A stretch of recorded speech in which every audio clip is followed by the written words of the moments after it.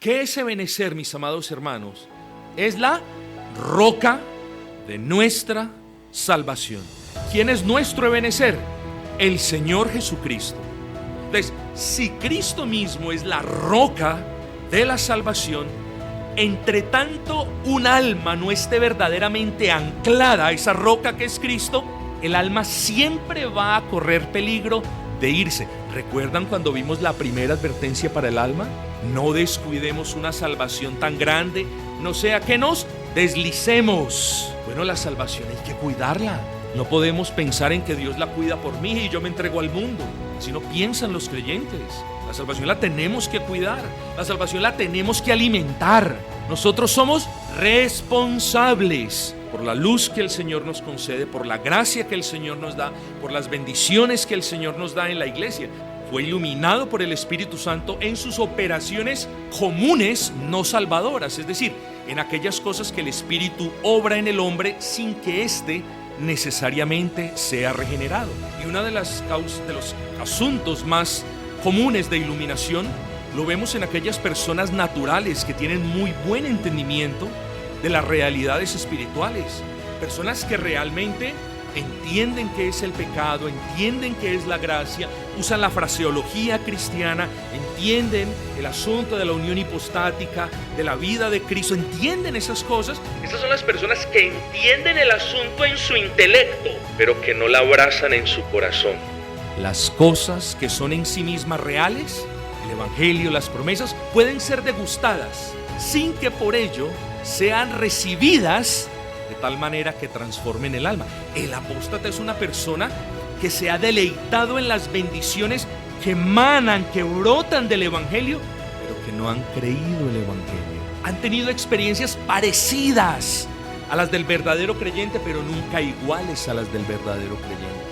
Después de negar la luz que vieron, después de escupir la dulzura del evangelio cuyas bondades experimentaron, ¿qué más pruebas necesitaban ellos para saber que Dios es real? ¿Qué más pruebas? Las tuvieron todas. Y si no las tuvieron todas, sí tuvieron una gran cantidad de pruebas irrefutables de las que ellos mismos fueron testigos, que no tiene nadie sino en el contexto de la iglesia local donde obra el Espíritu. Por eso el pecado de la apostasía es gravísimo. Y como bien dice Pedro, porque mejor les hubiera sido no haber conocido el camino de justicia, que después de haberlo conocido, volverse atrás. Segunda de Pedro 2:21.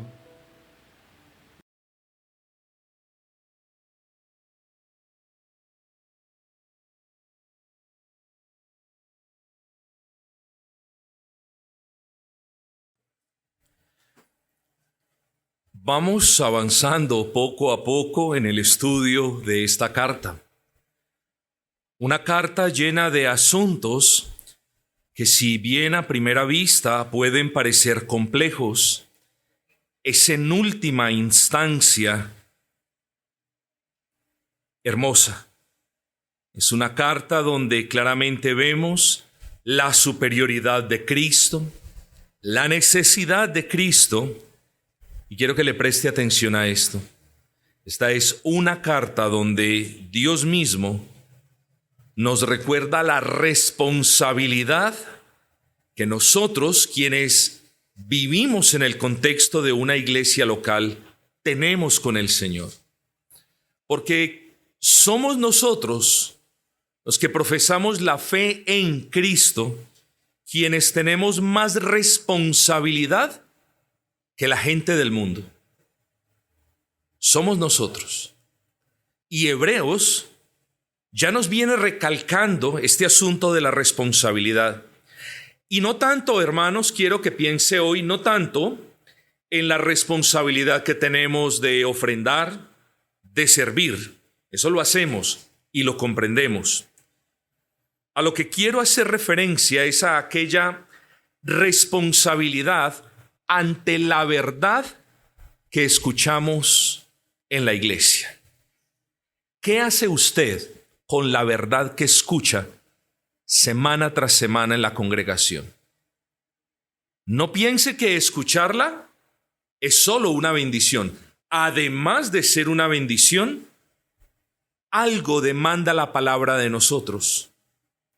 Arrepentimiento, obediencia, una mayor fe para una mayor confianza. Algo demanda. Porque la operación del Espíritu para con nosotros los creyentes es de un orden superior, y es superior porque el Espíritu obra en nosotros de adentro hacia afuera o desde adentro. Las operaciones del Espíritu sobre los inconversos son operaciones reales, pero externas. Son operaciones que informan el intelecto, pero no transforman el corazón. Por eso ellos son responsables de haber tenido esa luz y después de haber negado esa luz. Pero de eso hablaremos en un momento. Y aquí es importante entender algo, hermanos. Aunque el final sea el mismo para los incrédulos que permanecen fuera de la iglesia, como para aquellos incrédulos que visitan constantemente la iglesia, son aquellos que han disfrutado de las operaciones del Espíritu en la iglesia y quienes han degustado de las bendiciones que Dios dispensa en la iglesia, aquellos a los cuales más se les demandará. Usted podrá preguntarse, ¿por qué? Bueno, por 3 razones. Porque todo aquel que en algún momento de su vida profesa la fe en Cristo, dice creer en Cristo, se congrega con los hermanos en la iglesia de Cristo, o con estas razones,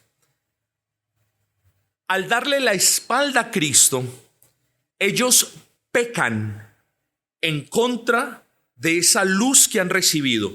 Una luz que no han recibido los de afuera. ¿Sí me comprende eso?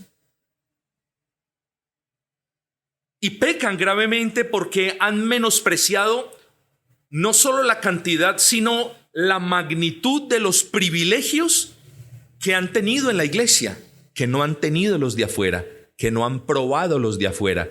¿Recuerdan la palabra de hace 8 días? Que no han degustado los de afuera. Pero sobre todo,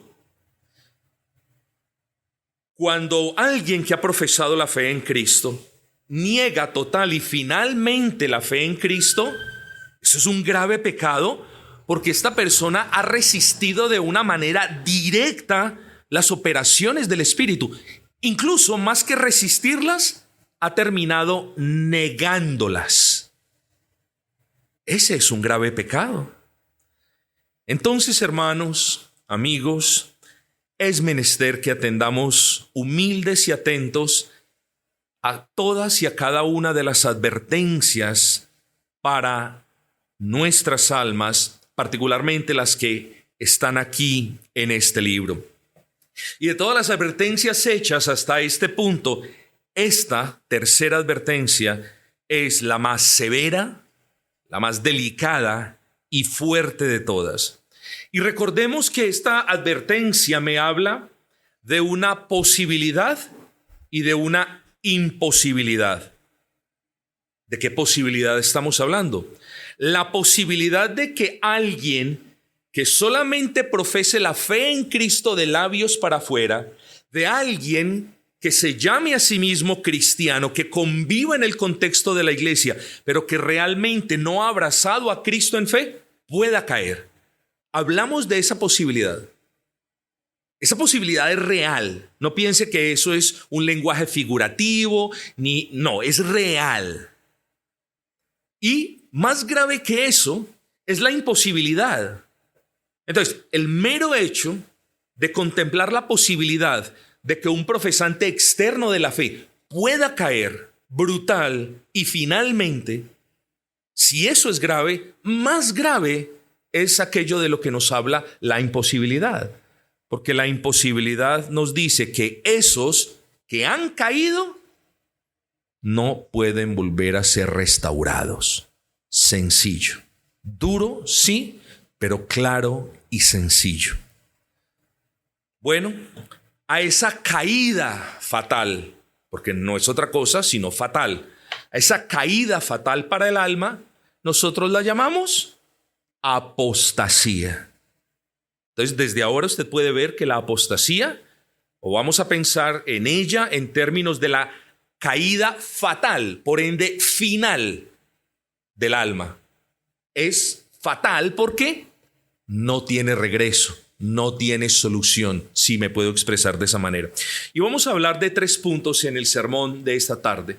En primer lugar, vamos a dar un pequeño trasfondo teológico, porque quiero argumentar, si se me permite, a priori, para dejar en claro este tema. Ojalá tuviésemos más tiempo, pero yo creo que tendremos el suficiente en otros sermones del capítulo 8, del capítulo 9, donde vamos a volver a tocar este tema. Este tema es un tema recurrente en la carta a los Hebreos, por lo tanto, importante. Así que no nos vamos a centrar hoy en la totalidad del tema, sino que vamos a enfocarnos en el texto. Entonces vamos a poner sobre nuestra mesa de consideración una realidad teológica, luego vamos a hablar de la posibilidad y luego de la imposibilidad, posibilidad de caer en la apostasía, imposibilidad de recuperarse de la apostasía.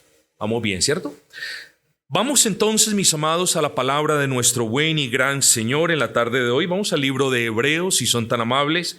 Hebreos capítulo 6, y vamos a leer 3 versículos 4 al 6. Hebreos 6, 4 al 6, dice la palabra de nuestro buen Dios: porque es imposible que los que una vez fueron iluminados y gustaron del don celestial y fueron hechos partícipes del Espíritu Santo y asimismo gustaron de la buena palabra de Dios y los poderes del siglo venidero y recayeron, sean otra vez renovados para arrepentimiento, crucificando de nuevo para sí mismos al Hijo de Dios y exponiéndolo al vituperio o a la burla.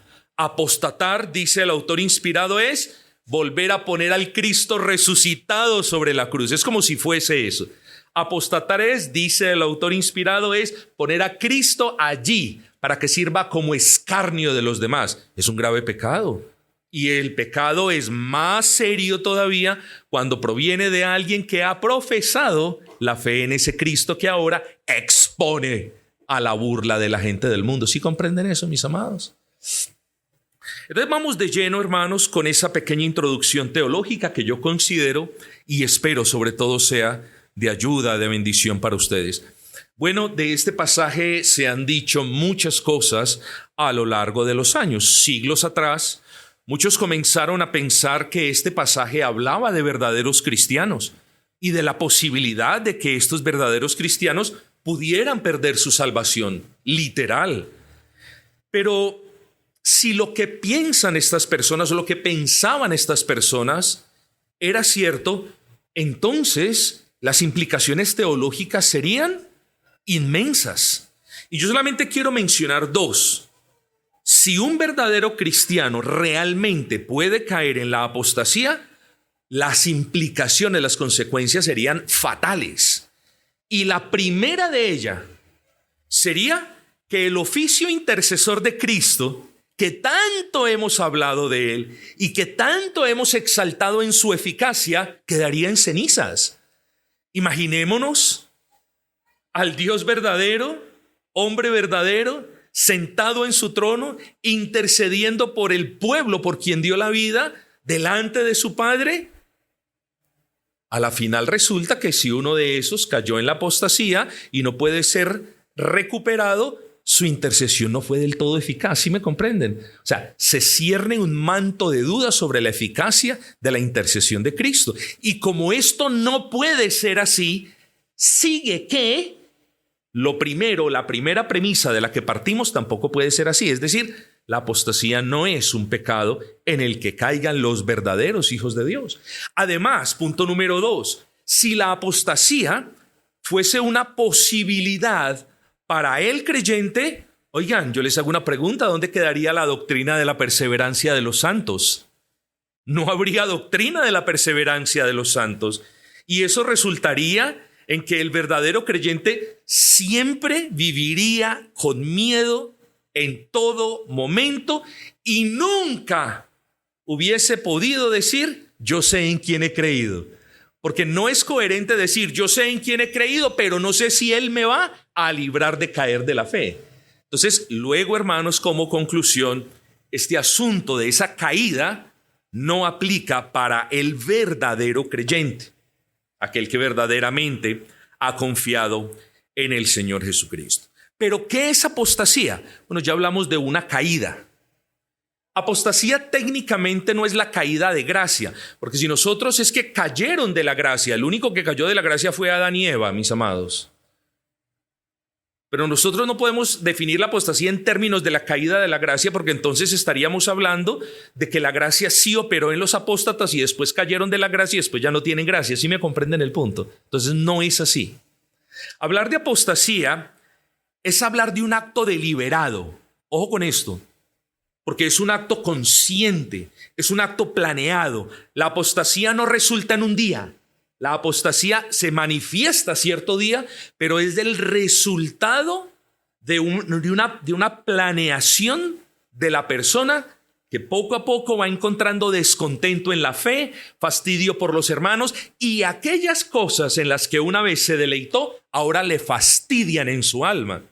Aquel Cristo que una vez adoró, al cual himnos le cantó, hoy es el Cristo menospreciado al que se le da la espalda. Entonces, apostasía es un acto deliberado, consciente, planeado, por el que una persona que una vez profesó su fe en Cristo como su Señor y Salvador, ahora abandona la fe o renuncia a esa fe de una manera permanente y final. ¿Por qué estoy usando estas palabras permanente y final? Bueno, porque tiene que ser la apostasía diferenciada de un apartamiento temporal que un cristiano pueda sufrir. El apartamiento de un cristiano es algo serio. Créanme que esto no es cosa ligera. Y la mayoría de cristianos que se han apartado siempre para mal, no para bien. Entonces, hablar de un apartamiento de un verdadero cristiano ya es algo delicado. ¿Ok? Pero eso es diferente de la apostasía. La apostasía demanda no solamente una profesión de fe creíble, sino que la apostasía, para que se configure ese gravísimo pecado de la apostasía demanda que la renuncia a la fe sea de una manera permanente. Es decir, que la persona que renunció hoy sea o permanezca en esa dureza de corazón, siempre hasta el final.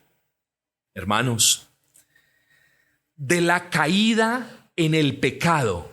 Y no se los predico para que ustedes, porque yo creo que ninguno de nosotros lo interpretaría de esa manera. No les predico esto para que ustedes digan, soy salvo, puedo cometer un pecado, no pierdo la salvación, entonces está bien. El cristiano no piensa así. Nunca ha pensado así. El cristiano agradece a que pese a sus falencias, a que pese a su pecado, incluso a que pese a su reincidencia desafortunada en algún asunto pecaminoso, el cristiano sabe y se goza de que la gracia del Señor lo sostiene, de que Cristo pagó el precio que sus pecados merecen y que su alma está segura en las manos del Señor. Pero tenga en cuenta esto, que de la caída en el pecado, el pecador siempre puede tener la esperanza de ser perdonado, pero de la caída en la apostasía no hay posibilidad de recuperación. Eso está claro, ¿cierto, hermanos? Entonces eso tiene que quedarse sentado en el corazón para entender bien este tema. Entonces, repito antes de seguir, la apostasía no es la caída de la gracia, sino la manifestación final de que nunca hubo gracia en esa persona. Primera de Juan 2:19. Salieron de nosotros, pero no eran de nosotros. Porque si hubiesen sido de nosotros, hubiesen permanecido, perseverado con nosotros. Eso no quiere decir que todos los que salgan de una iglesia son apóstatas. Algunos de ellos lo son, otros no lo son, pero el punto es que aquí se correlaciona la perseverancia en la fe con la apostasía. El apóstata es el que un día dice: no persevero más, no quiero, me harté de esto, me fastidié de todo esto. Le da la espalda a Cristo y se acabó el asunto, al menos públicamente para él, porque ahí entra un estado judicial delante de Dios donde ya no hay esperanza para el hombre. Entonces debe haber en nosotros el gozo: Señor, he creído en ti, estoy aferrado a ti, no descuido mi salvación, ya lo vimos, la segunda advertencia para el alma, no tengo incredulidad, pero Señor, gloria al Señor porque estoy seguro en ti. Pero el hombre o la mujer que no ha creído verdaderamente siempre está en riesgo de caer, siempre. Así que enfoquémonos en eso, en la posibilidad de caer en la apostasía. Vamos a leer de nuevo el versículo 4. Porque es imposible que los que una vez fueron iluminados y gustaron del don celestial y fueron hechos partícipes del Espíritu, y asimismo gustaron de la buena palabra de Dios y los poderes del siglo venidero, y recayeron. Esa palabra es clave, recayeron. Ya hemos afirmado que la palabra recaída de la que me habla este texto no puede hacer referencia a verdaderos cristianos. Sí lo comprendemos, ¿cierto? Ya lo dijimos. Los santos, podemos estar seguros que ni la muerte ni la vida, ni ángeles, ni principados, ni potestades, ni lo presente, ni lo porvenir, ni lo alto, ni lo profundo, ni ninguna otra cosa creada nos podrá separar del amor que es en Cristo Jesús. Nada ni nadie, en lo alto o en las profundidades del infierno, al lado de nosotros o detrás de nosotros, nadie podrá separar a un verdadero creyente, a alguien por quien Cristo ha muerto, de las manos poderosas del Dios vivo. ¿Qué otro texto, hermanos? Solamente les voy a mencionar 4, pero ¿qué otro texto se nos viene a la mente? Filipenses capítulo 1, versículo 6. El que comenzó la buena obra en vosotros, dice, la perfeccionará. Ahí está la garantía de que el Señor siempre perfecciona su buena obra en los creyentes. ¿De qué otra realidad teológica podemos aferrarnos del sellamiento del creyente por parte del Espíritu Santo? El sellamiento es aquella marca de pertenencia de quien lo redimió. Hermanos, los santos podemos estar seguros de que somos guardados por el poder de Dios mediante la fe, dice, para alcanzar salvación. Recuerden, hemos sido salvos, somos salvos y seguiremos siendo salvos. O hemos sido salvados, estamos siendo salvados y seguiremos siendo salvados. Y lo que nos dice aquí el apóstol Pedro en Primera de Pedro, capítulo 1, versículo 15, es que somos conservados para la consumación de la salvación. Ya, hermanos, podemos degustar parte de la salvación real. Ya el Espíritu Santo obró en nosotros y no es posible, hermanos, que por causa del pecado remanente que en ocasiones se albrota en nosotros vamos o tenemos un poder superior a la gracia de Cristo para arruinar la obra de Dios. Bueno, no dice el apóstol Pedro. Somos guardados por el poder de Dios porque hay una salvación que nos aguarda. Hermanos, ¿y qué nos dice también este famoso versículo en Juan capítulo 10, versículo 29? Palabras de Cristo. No pereceremos jamás, dice, ni nadie os arrebatará de mis manos. Nadie. Y eso incluye nosotros mismos. Nosotros podemos entender de este texto que ni siquiera nuestra torpeza y nuestra caída en el pecado podrá ser tan fuerte que salte de las manos de Cristo. Así que nada en este texto, ni nada en el contexto del texto, ni nada en todo el texto de Hebreos, ni nada en todas las sagradas escrituras debe llevarnos a pensar que aquel que verdaderamente ha creído puede perder su estatus legal. Porque estamos hablando de que la justificación es un estado legal. Esto es importante. Si comprendemos la justificación, cuando los hermanos la estaban explicando, eso es un estado legal. La justificación es un estado legal. Dios ya se ha pronunciado al respecto del estado de aquellos que creen en Cristo y no hay vuelta atrás. Ya, hermanos.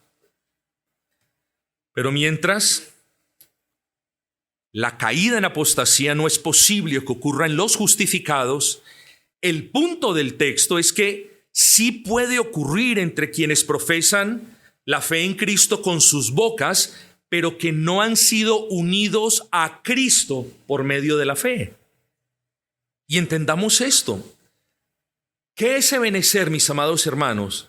Es la roca de nuestra salvación. ¿Quién es nuestro Ebenezer? El Señor Jesucristo. Entonces, si Cristo mismo es la roca de la salvación, entre tanto un alma no esté verdaderamente anclada a esa roca que es Cristo, el alma siempre va a correr peligro de irse. ¿Recuerdan cuando vimos la primera advertencia para el alma? No descuidemos una salvación tan grande, no sea que nos deslicemos. Bueno, la salvación hay que cuidarla.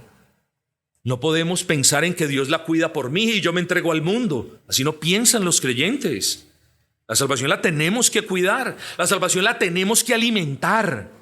Nosotros somos responsables por la luz que el Señor nos concede, por la gracia que el Señor nos da, por las bendiciones que el Señor nos da en la iglesia. Entonces vuelvo y repito, a menos que un alma esté anclada en la roca que es Cristo, esta alma siempre correrá peligro de deslizarse. Siempre podrá caer en el abismo del cual dice la palabra, ya no hay regreso. Bueno, póngalo de esta manera. Volvamos al ejemplo de deslizarse.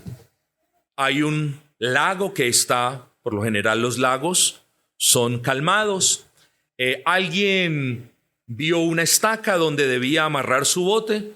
Por pereza, por negligencia, por lo que sea, no la amarró, vio el lago, dijo, todo está bien, pero no la voy a amarrar. Hoy tengo pereza de hacerle el nudo del marinero a mi lanchita o a mi pequeño bote. Bueno, al otro día el hombre se levanta y no encuentra bote, no lo encuentra. ¿Y por qué? Porque mientras él estaba durmiendo confiado, soplaron los vientos. Y los vientos se llevaron la barca y hundieron la barca. ¿Culpa de quién? No puede culpar a los vientos y menos al Dios de los vientos. Es culpa de él por irresponsable. No cuidó su salvación, se confió de su salvación y simplemente dijo, aquí va a estar mi salvación mañana. Bueno, mis amados hermanos, algo así podemos hablar del apóstata. O de la persona que no ancla su vida, su alma a Cristo, siempre estará en peligro de caer y ya no hay regreso. Entonces, nótese en este punto, por ejemplo, que el incrédulo, vamos a hablar más o menos de, yo no diría de tipos de personas, pero para que lo podamos diferenciar, vamos a hablarlo de esta manera. El incrédulo puro y duro. Gente a la que vamos el domingo y dice, no me hablen de eso, o insultan y qué sé yo, cualquier cantidad de cosas. ¿Esta persona está en peligro de caer en apostasía? ¿Qué me dicen ustedes? No, no está en peligro de caer en apostasía. No está en peligro de caer en apostasía, primero porque no tiene fe. Y segundo, porque al no tener fe, pues no profesa ninguna fe.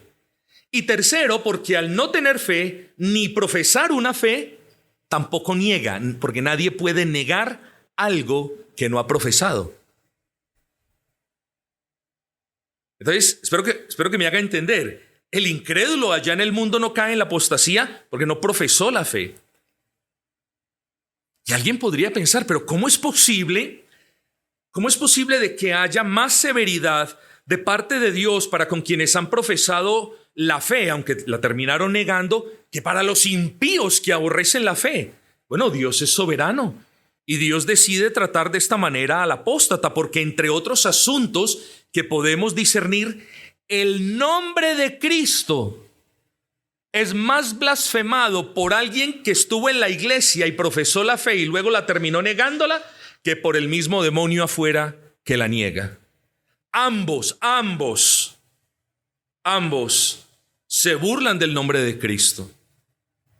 Pero hay mayor pecado en quien estuvo en la iglesia y profesó la fe en el Señor Jesucristo. Pero en esa misma línea de pensamientos, las iglesias muy a menudo conviven con personas que no son apóstatas. La mayoría de ellas no son apóstatas. Personas que simpatizan, véalo de esa manera, simpatizan con la fe cristiana. Personas que visitan la iglesia. Entonces, estas personas, nos preguntamos, ¿son apóstatas porque nunca vinieron al Señor? No, no lo son. Fueron visitantes. Lastimosamente, fueron simpatizantes. Se gozaron con nosotros, de alguna manera, algunos sintieron algún tipo de paz, pero nunca profesaron la fe.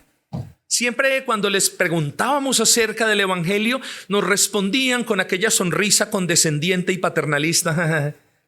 Ya veremos, por poco me convences, como le dijo Agripa, ¿no?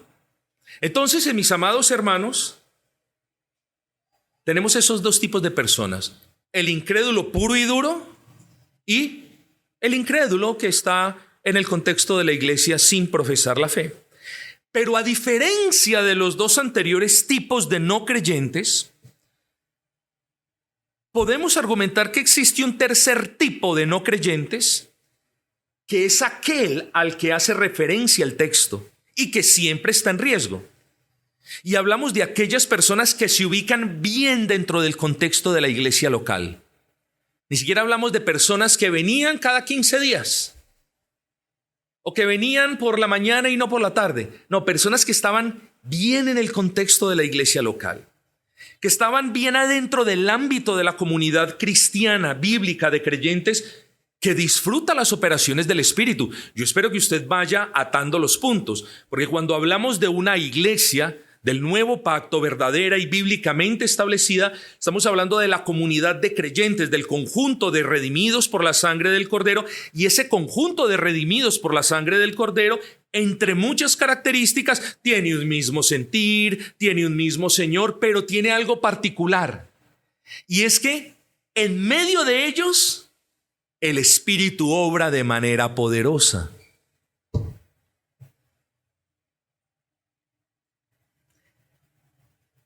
Quienes están en riesgo de caer en la apostasía son esas personas que de alguna manera se están beneficiando del obrar externo del Espíritu, que están presenciando el poder del Espíritu en medio de nosotros, que están viendo cómo el Evangelio convierte a una persona o transforma a la otra. Son las personas que han podido degustar ese poder del Espíritu, pero que simplemente le dan la espalda, repito, a todo aquello que les parecía un deleite.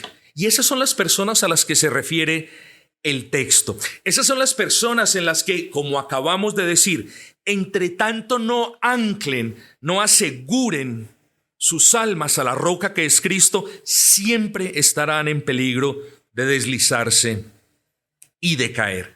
Y por eso el autor inspirado habla a continuación de una imposibilidad.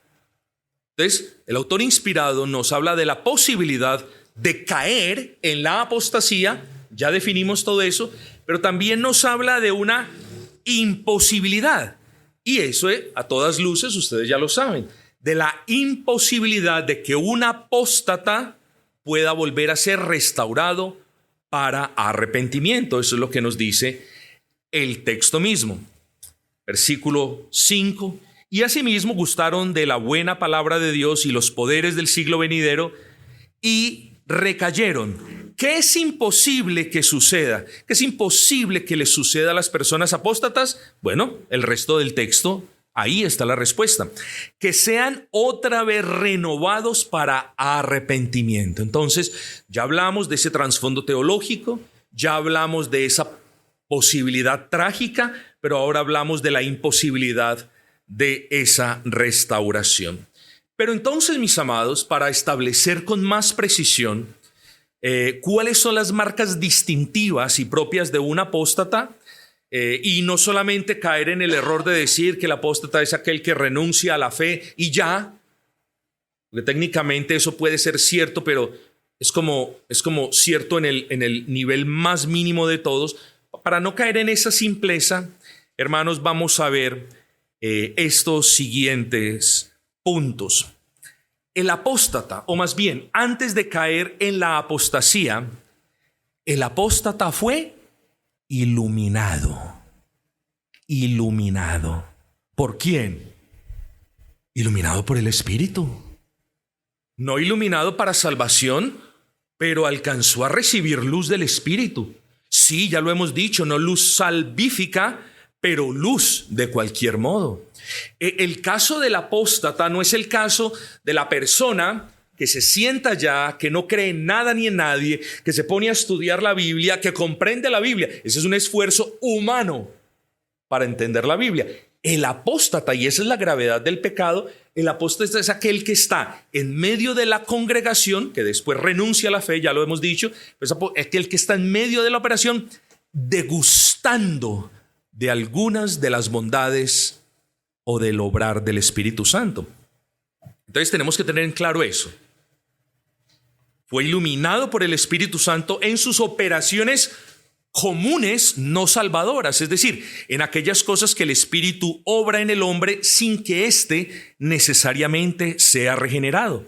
Y una de las causas, de los asuntos más comunes de iluminación, lo vemos en aquellas personas naturales que tienen muy buen entendimiento de las realidades espirituales, personas que realmente entienden qué es el pecado, entienden qué es la gracia, usan la fraseología cristiana, entienden el asunto de la unión hipostática, de la vida de Cristo, entienden esas cosas, pero no quiero usar esta palabra, pero la voy a usar de cualquier manera, porque yo sé que ustedes me van a entender. Estas son las personas que entienden el asunto en su intelecto, pero que no la abrazan en su corazón.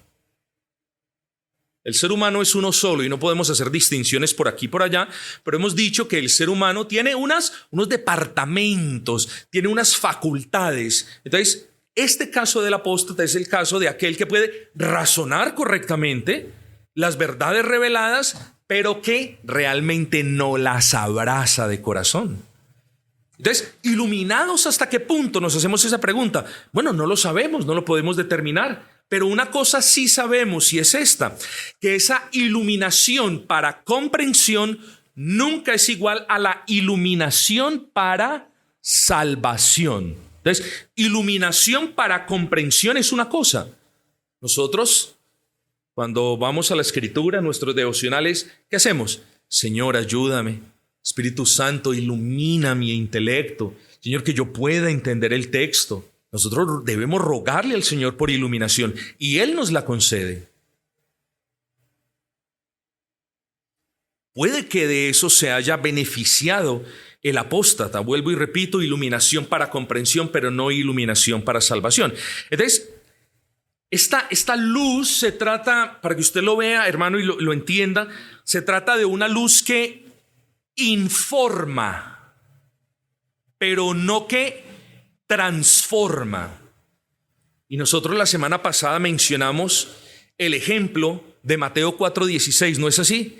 El pueblo asentado en tinieblas vio gran luz, y a los asentados en región de sombra de muerte, luz les resplandeció. ¿Pero qué fue lo que sucedió en Galilea? Y nos hacemos la pregunta, ¿fueron todos salvos? No, la vida de esta gente nunca volvió a ser la misma. La luz de Dios resplandeció sobre sus rostros.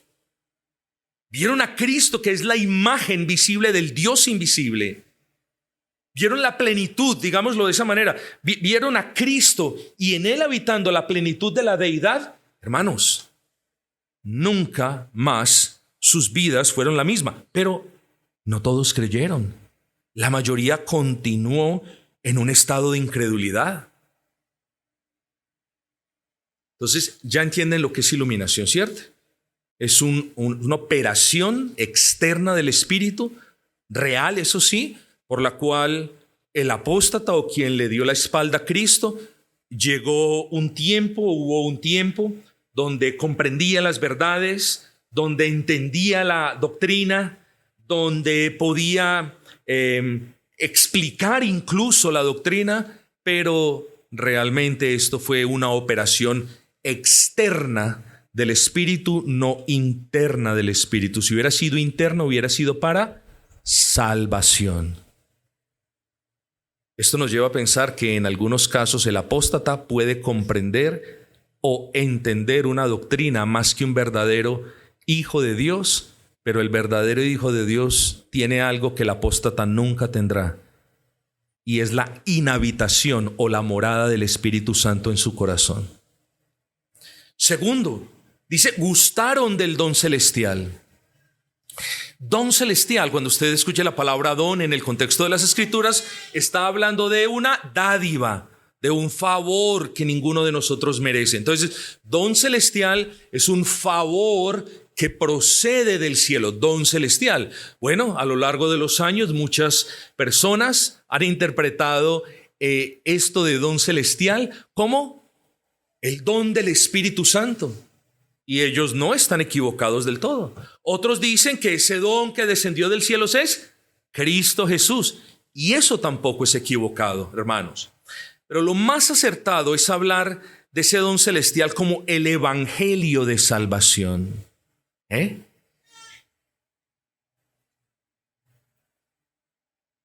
¿Qué cosa hace usted cuando alguien le dice, venga, coma esto, venga?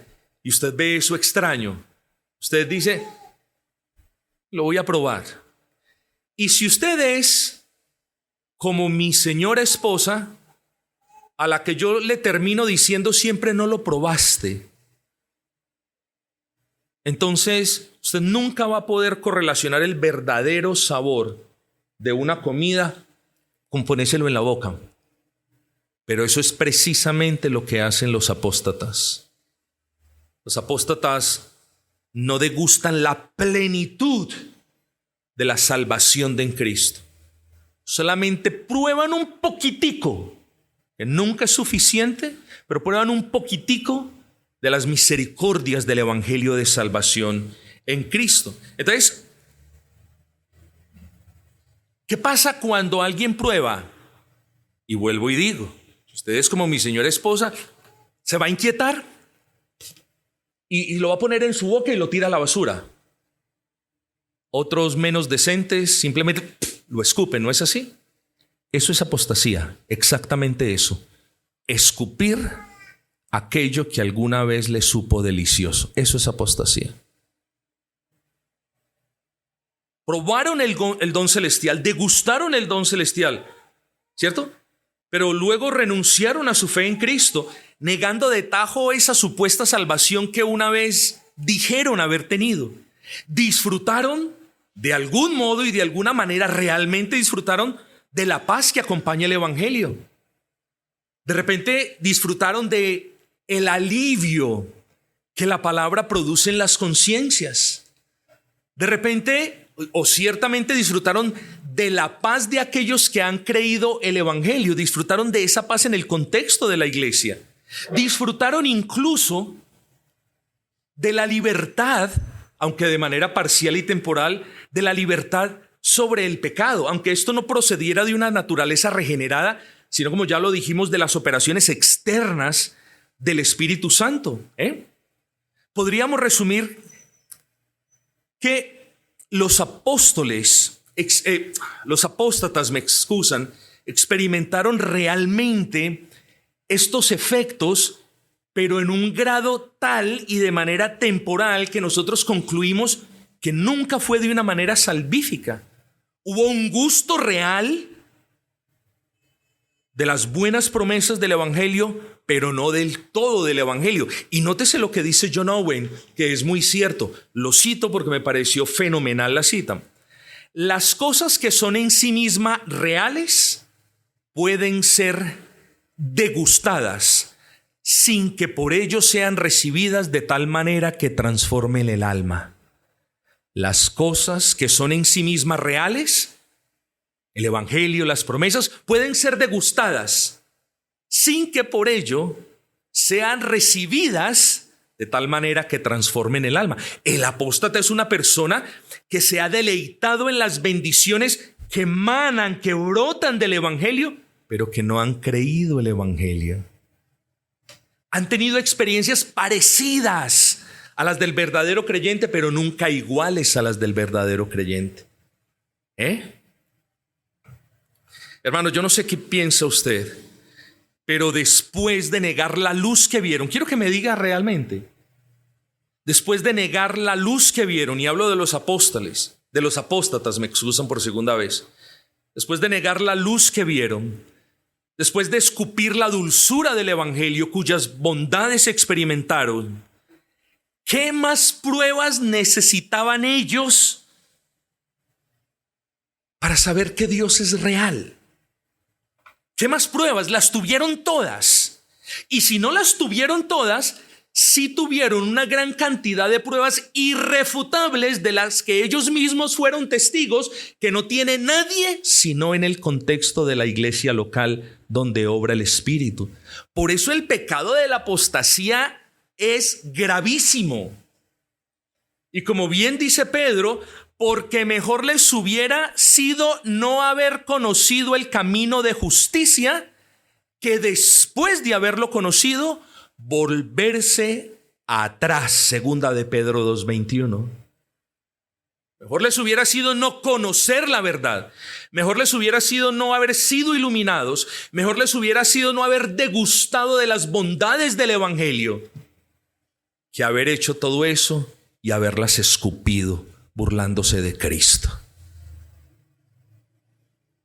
Primero, fueron iluminados. Segundo, gustaron el don celestial. Tercero, fueron hechos partícipes del Espíritu Santo. Quienes entre ustedes quieran investigar el asunto, bueno, van a encontrar también diversas explicaciones. Algunos ponen la participación de este apóstata, la ponen justo en el medio, porque ellos dicen es de la participación del Espíritu que se desprenden las dos anteriores y las dos posteriores. Y sí, eso es real, pero no lo vamos a ver de esa manera. Si lo quiere ver así, está muy bien, muy bien. Pero ¿qué queremos decir nosotros o qué creemos nosotros que significa esta participación del Espíritu? Bueno, mire esto. Lo siguiente es clave para que usted comprenda el asunto. Nosotros los cristianos recibimos el Espíritu como un don celestial por el cual somos regenerados y estamos siendo santificados. Nosotros recibimos el Espíritu, que es, como lo aprendíamos esta mañana en el catecismo, quien infunde en nosotros, o más bien quien aplica, quien nos concede a nosotros la fe para creer en Cristo. Somos hechos partícipes del Espíritu en el sentido de que Él nos da vida, nos llena con su presencia, nos marca como propiedad de Dios y nos santifica. Los apóstatas también participaron del Espíritu, pero no en la misma manera como nosotros. Porque si hubiesen participado en el Espíritu de la misma manera en la que nosotros somos hechos partícipes del Espíritu, entonces ellos también serían cristianos y no hubieran podido cometer apostasía. Luego, hermanos, la participación del apóstata en el Espíritu es real, pero hay que saberla explicar. Ya sabemos que no es de la misma manera como el Espíritu obra en nosotros, nos da vida a nosotros, nos salva a nosotros, nos llena y nos sella. No es de eso, ya lo sabemos, ¿cierto? Entonces, ¿de qué manera? Estas personas participaron del Espíritu en cuanto a sus efectos visibles y a su obra poderosa en la iglesia, pero no en lo tocante a la regeneración. Es decir, ya lo vimos, tuvieron primero entendimientos iluminados. Eso se debe al obrar externo del Espíritu. Además del entendimiento iluminado, tuvieron convicciones profundas, incluso de su pecado, y disfrutaron por algún tiempo de esas grandes bendiciones de las que nosotros disfrutamos todo el tiempo. Y algunos de ellos, y aquí viene el punto, algunos de ellos poseyeron realmente, no todos, algunos de ellos poseyeron realmente aquellos dones sobrenaturales del Espíritu mediante la cual Dios edifica la iglesia.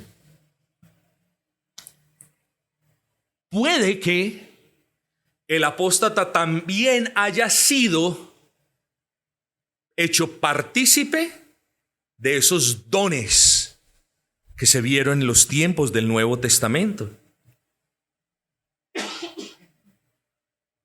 ¿Le sorprende? ¿No debería?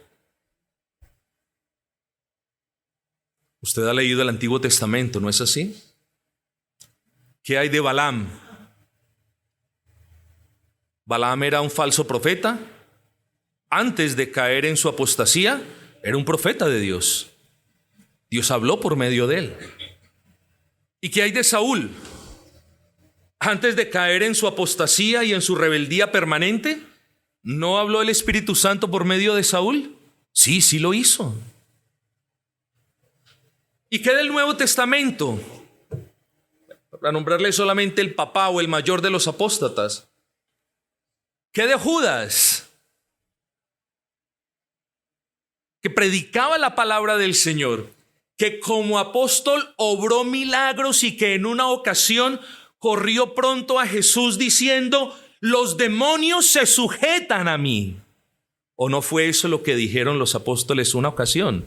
Claro que fue eso. Y no obstante, fue el mayor de todos los apóstatas. Y ojo con esto. Y cuando se quiso arrepentir de su maldad, ya no pudo. Porque a la final nunca fue un arrepentimiento. Solo fue un remordimiento en la carne. El apóstata no se arrepiente, no puede hacerlo. Porque es imposible que los que una vez fueron iluminados, primera, y gustaron del don celestial de las bondades del Evangelio, segunda, y fueron hechos partícipes del Espíritu, tercera, y asimismo gustaron de la buena palabra, ese es el cuarto punto. Bueno, este punto no requiere mayor explicación, hermanos, porque pues, ustedes lo entienden, es un versículo transparente. Realmente estas personas, antes de renunciar finalmente a la fe que una vez proclamaron, estas personas experimentaron de manera real la excelencia y el poder de la palabra de Dios, ¿no es así? Esta buena palabra de Dios, que siempre es eficaz, cumplió en los apóstoles, en los apóstatas, el propósito por el cual Dios la mandó. ¿Fue eficaz en su iluminación? Sí, sí lo fue. Les dio conocimiento. ¿Fue eficaz en su convicción? Sí, sí lo fue. Despertó sus conciencias. ¿Fue eficaz en sus afectos? Sí, sí lo fue. Les produjo un deleite transitorio, pero un deleite real al fin y al cabo. El asunto es que pese a todos estos privilegios y misericordias, llegó un día donde simplemente el vaso se rebosó y ellos negaron todo lo que vieron. Por eso la apostasía es un pecado del que no hay recuperación, porque es un pecado de aquel que ha visto la luz, pero luego se niega, renuncia a seguir andando en esa luz. Prefiere voluntariamente. ¿Recuerdan lo que dijimos ahora? Es una decisión determinada, concienzuda, de que pese a que ve la luz, dice: no voy a andar por la luz. Para esa persona ya no hay más luz. Si no quiere andar por la luz, es como si el Señor, lo digo con respeto, respondiera: si no quiere andar por la luz, si ya decidió que eso es lo que no quiere hacer, ya no hay más luz. Ya solamente quedan tinieblas. Últimamente, y lo hemos dicho una y otra vez, no hay peor cosa que le pueda pasar a una persona que Dios le conceda los deseos perversos de su corazón, o que Dios lo deje a la deriva de sus iniquidades y concupiscencias. Eso sí que es un juicio de Dios. Quinto, gustaron de los poderes del siglo venidero. ¿Qué querrá significar eso? Lo preguntaban la semana pasada y volvemos al punto, hermanos. No se angustien, por si encuentran en alguna diligencia profunda teológica que alguno de ustedes pueda hacer, no se angustien si aquí ven otra explicación diferente. Usualmente la mayoría de los expositores ve las cosas de manera diferente en lo tocante a lo que significan estos 5 puntos. Bueno, hermanos, yo no le voy a rebuscar más, porque hay unos que en este punto dicen, wow, los poderes del siglo venidero, los poderes del Espíritu en la era del Evangelio.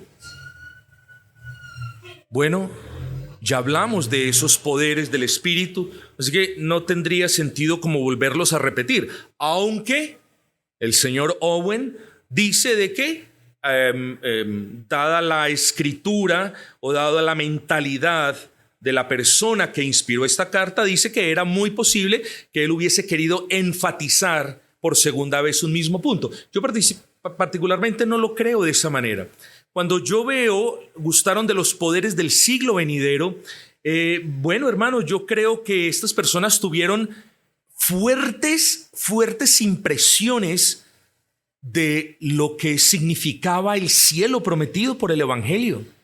Yo firmemente creo de que estas personas también fueron impresionadas tremendamente acerca de los terrores del infierno. Y yo particularmente, hermanos, tomo en este punto la postura del gran puritano Matthew Poole, que dijo: el alma de los apóstoles entendió y percibió el poder del juicio de Dios sobre los incrédulos, de modo que ellos sentían que ese juicio ya había comenzado en ellos. Yo personalmente me adhiero a esta postura. ¿Por qué no me adhiero a la postura de aquellos que argumentan que a lo que hace referencia el autor inspirado era a los dones y a las señales y a los milagros y a los prodigios, que puede tener más sentido? Porque eso ya lo explicamos en el tercer punto, en la participación del Espíritu, y no tendría, en mi opinión, sentido que lo volviera a repetir estando tan cerca. Así que, hermanos, 5 puntos. ¿Cuáles son? Iluminación, esa iluminación intelectual. Bueno, los apóstatas disfrutaron esa iluminación, pero dijeron: por ahí no es. Me niego a andar en la luz, le doy la espalda a la luz, ya solamente quedan las tinieblas. Segundo punto, degustaron del don celestial. El don celestial puede significar el Espíritu Santo, puede significar a Cristo mismo, no hay problema, pero nosotros lo entendemos como ese regalo de salvación, ese mensaje divino celestial que vino de Dios mismo, y nosotros decimos que el autor inspirado más bien está enfocado es en que el apóstata despreció todas esas maravillas del Evangelio de las cuales alguna vez participó, de manera externa, no de manera salvífica. Tercero, fue hecho partícipe del Espíritu, de las manifestaciones del Espíritu, pero al fin y al cabo manifestaciones externas. Y vimos el caso en el Antiguo Testamento, solamente mencionamos 2, Balaam y Saúl. En el Nuevo, exactamente. Cuarto punto, degustaron la buena palabra, ese lo entendemos. Quinto punto, ¿cuál es el quinto punto? Degustaron los poderes del siglo venidero. Ahora, hermanos, de repente alguno de ustedes dijo: no me convenció la explicación del quinto punto. Y aquí es donde, por alguna inclinación del Espíritu, me veo movido a explicarles un poquito más en detalle eso. Quienes entre ustedes no hayan visto las ponencias de escatología que trajimos hace varios años, les recomiendo que se la vea, porque si no, no va a entender esto que viene a continuación. El tiempo escatológico se divide en 2: el presente siglo y el siglo venidero. Y el presente siglo va hasta la venida de Cristo, la parusía de Cristo. Y el siglo venidero viene después del juicio de Cristo, de la parusía de Cristo. Entonces luego ¿sí me comprenden ya? Entonces cuando el autor inspirado viene: degustaron de los poderes del siglo venidero, Yo no puedo interpretar eso como las señales poderosas del Espíritu, porque allá no veremos ni milagros, ni sanaciones, ni ninguna de esas cosas. ¿Sí me comprenden el punto?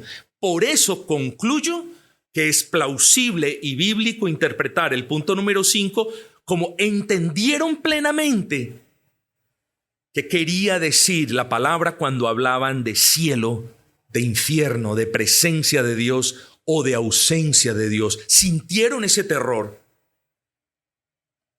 Entonces, hermanos, no es posible restaurar a nadie de esa caída que hiere el alma de manera fatal, porque al negar la luz que una vez los iluminó, negaron la razón. De ellos se puede decir, están locos. Porque al rechazar el Espíritu que obró en ellos, rechazaron al dador de la vida, al comunicador de la fe. Y porque al renunciar a Cristo, pues renunciaron al único Salvador. Hermanos, movámonos hacia la conclusión. ¿Qué podemos aprender? ¿Qué nos podemos llevar? Bueno, además de lo que el Espíritu les haya ministrado, mis amados, quiero que consideremos esa palabra, responsabilidad. Usted, sea cristiano, sea profesante, sea visitante, usted es responsable delante de Dios de lo que hace con su vida, pero es aún más responsable de la luz y del entendimiento que Dios le ha dado, porque la regla es inquebrantable. Aquel que recibe mayor luz es responsable delante de Dios de una mayor obediencia. Yo no puedo comparar a un hermano que viene a los pies de Cristo cuando predico el evangelio y que dice, ¿qué tengo que hacer? A un hermano que ya lleva 20 años en el camino y que dice, no sé qué hacer. El que tiene más luz es más responsable delante de Dios. Segundo punto, para los que no han abrazado a Cristo, por favor no se contente con degustar un poco de las bondades del evangelio. ¿Recuerdan el segundo punto? Gustaron del don celestial, gustaron de las bondades del evangelio, gustaron de la paz que trae el evangelio en cierta medida y en cierta forma, gustaron incluso de la libertad que promete el evangelio, aunque no como nosotros lo hacemos, pero también degustaron eso en sus principios. No se contente con probarlo, o con degustarlo nomás. Ojo con esto, cuando yo le doy una aceituna a alguien y solamente la toca con la lengua, esa persona no tiene la autoridad para decir no me gusta. No la tiene, no la ha comido, sus papilas gustativas no la han probado. Por la apariencia tomó la decisión, no me gustan. Bueno, tenga cuidado. Estamos hablando de algo mayor, por supuesto. Estamos hablando de la salvación de su alma. Así que no se contente con probar un poquitico. O come usted el cordero del todo como en Egipto, o de nada le va a aprovechar estar en medio del pueblo que sí lo comió.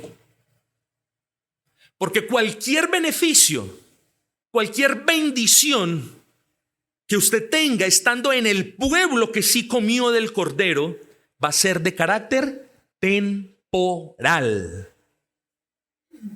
Y usted no come al cordero en su todo. Cualquier bendición o cualquier iluminación o cualquier sentimiento o afecto va a ser temporal, téngalo por seguro.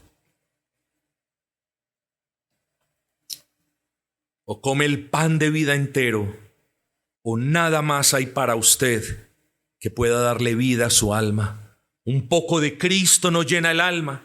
Un poco de su bondad no sacia su necesidad. Un poco de Él no alcanza. Y como ya lo dijimos, o es todo Cristo o es nada, porque sin Cristo no hay nada que valga la pena. Tercer punto, por favor, piénselo en esta semana. Considere, ahora, no me llame a mitad de la semana. Bueno, si quiere llamarme, hágalo, por supuesto. Pero no me llame a mitad de la semana diciendo, pastor, ¿será que soy un apóstata? Por favor, estas no son palabras para que el creyente dude. Estas no son palabras para poner trampitas y que el creyente ahora... No, estas son palabras que deben servirnos incluso a nosotros los creyentes para examinarnos. Hágalo. ¿Usted cree que Dios ha obrado verdaderamente? ¿Usted cree que el Espíritu Santo ha obrado en usted?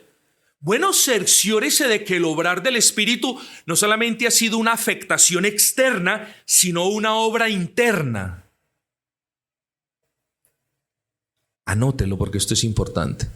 Cerciórese de que el obrar del Espíritu no haya sido una impresión externa, sino una obra interna. Ahora la pregunta es, ¿cómo hago para saber eso? ¿Cómo hago para saber si el Espíritu Santo ha obrado en mí de verdad? Bueno, sencillo, mire su testimonio. No me pida que lo mire porque yo le voy a decir santo. Mire su testimonio. Usted es el que sabe lo que ve. Usted es el que sabe lo que habla. Usted es el que sabe lo que toma o lo que no toma. Usted es el que sabe lo que desea o lo que no desea. Mire su testimonio. Porque una cosa es no haber mortificado la carne y como resultado de eso estar practicando o caer en un pecado, y otra cosa es que su vida sea caracterizada por ese tipo de pecado. Examine si su fe está verdaderamente en el Señor. Porque la verdadera fe no es el conocimiento intelectual de yo sé quién es Cristo, yo puedo articular la unión hipostática, yo sé que Cristo es Dios verdadero de Dios verdadero, yo sé que Cristo es un hombre verdadero, yo sé, usted me puede recitar aquí todo lo que nosotros confesamos y eso no es lo que importa.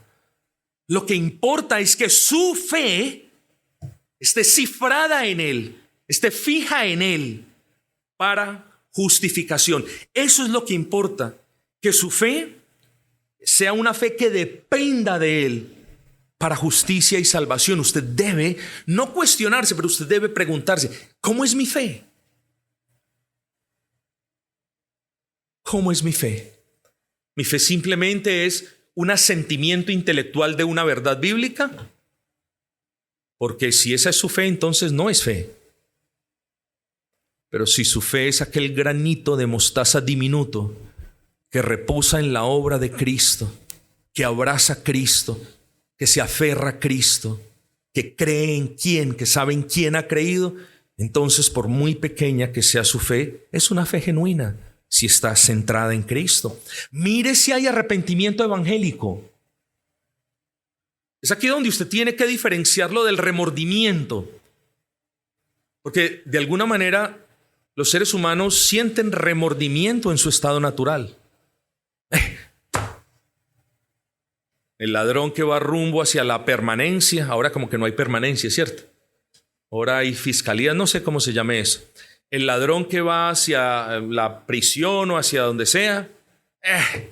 No, qué tristeza. Y mis hijitos, ¿y por qué los dejé ahora? Yo no le hubiera hecho caso a esa persona. ¿Vieron el punto?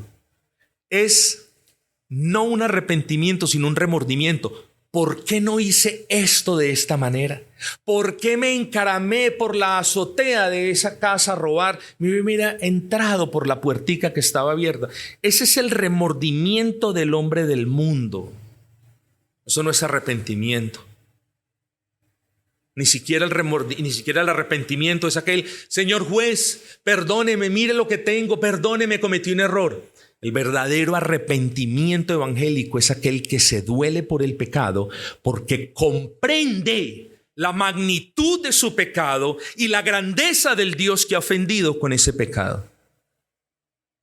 Debemos cerciorarnos de que nuestro arrepentimiento sea genuino y evangélico. Considere la presencia del Espíritu.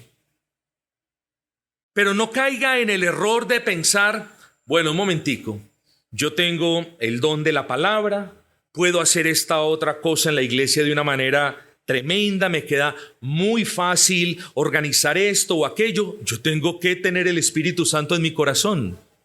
No, mis amados, considere la presencia del Espíritu, pero no en los no en los dones o en los talentos o en las habilidades o experiencias que se pueden suscitar sin que tan siquiera exista la gracia salvadora. ¿Sí me comprende el asunto? Cerciórese de eso. Cerciórese, usted se va a dar cuenta. ¿Cómo sé que el Espíritu Santo habita en mí? ¿Cómo sé? ¿Cómo sabe usted? Porque si el Espíritu Santo verdaderamente habita en usted se va a dar el fruto del Espíritu. Entonces la presencia del Espíritu Santo no viene porque Abelardo en el siglo I profetizaba, o Ananías en el año 45 habló en lenguas. No, la presencia real del Espíritu se determina por el fruto del Espíritu: amor, gozo, paz, paciencia, benignidad, bondad, mansedumbre, fe y templanza. ¿Tiene usted el fruto del Espíritu? Valore la buena palabra, no solamente en cuanto a poderla entender. Y vuelvo y le repito, yo conocí una persona que articulaba hermosamente las doctrinas en Londres, y un día, mala decisión, leyó algo y esa persona apostató de la fe. Apostató literal de la fe. Entonces no solamente tenga cuidado con lo que lee, sino tenga cuidado con creer que, bueno, yo entiendo la buena palabra, eso es porque Dios ha obrado en mí, porque si no la entendiera, entonces yo no sería un hombre natural. No, yo tengo que ser un regenerado. Bueno, tenga cuidado. Cerciórese de que la ha recibido con fe. Cerciórese de que la buena palabra usted le esté dando el lugar en su vida que corresponde. Es la palabra de Dios. Luego yo me sujeto al señorío de Cristo, sujetándome o sometiéndome a esa palabra. Bueno, tantas cosas podríamos hablar. Hermanos queridos, termino diciendo esto. La obra verdadera del Espíritu no es momentánea, permanece y guarda el alma en el camino de la fe hasta el fin. Esta fue la tercera advertencia para el alma, la apostasía. Y yo quiero, hermanos, resumir esta palabra, apostasía, en términos de algo que dijo un notable teólogo. Dijo: Dios se ha comprometido a perdonar a todos los que se arrepienten sinceramente. ¿Eso es verdad? Sí, es verdad. Pero la Escritura también afirma que es posible para algunos seres humanos llegar a un estado en el que ya no hay esperanza para ellos, en el que ya no pueden arrepentirse, en el que ya no pueden ser restaurados. Hermanos, esos de los que me habla el teólogo son aquellos Esaús que, teniéndolo todo, renunciaron a todo y cambiaron todo por nada. Y después de haberlo perdido todo, les fue imposible recuperarlo. Hebreos 12:17. Porque ya sabéis que aún después, deseando heredar la bendición, fue desechado y no hubo oportunidad para el arrepentimiento, aunque lo procuró con lágrimas. No hubo oportunidad para el arrepentimiento. Dios libre a quien está con su alma sin atar a Cristo. Quiera el Señor apiadarse de toda alma que corre peligro de apostasía. Quiera el Señor bendecirnos a nosotros y concedernos utilidad en el seno de la iglesia, no solamente para estar orando por aquellos que no han profesado la fe cristiana, sino para estar orando delante de quien puede sostener a quien profesa la fe cristiana, para que nadie caiga en la apostasía. Nosotros estamos seguros, entonces no seamos indiferentes. Nosotros hemos sido salvos, entonces no seamos indiferentes. Clamemos por la salvación de quienes no han venido a Cristo y clamemos por aquellos amigos o hermanos que recientemente han profesado la fe. Clamemos que su fe todos los días sea afianzada más en la roca que es Cristo. Hermanos, quiera el Señor no permitir que nuestra iglesia sea testiga de un caso de apostasía. Es un pecado lamentable, gravísimo. Es el pecado de darle la espalda al único Rey, Señor y Salvador. Ya después de darle la espalda al Salvador, ya no hay más nada para la persona que niega la fe en Él.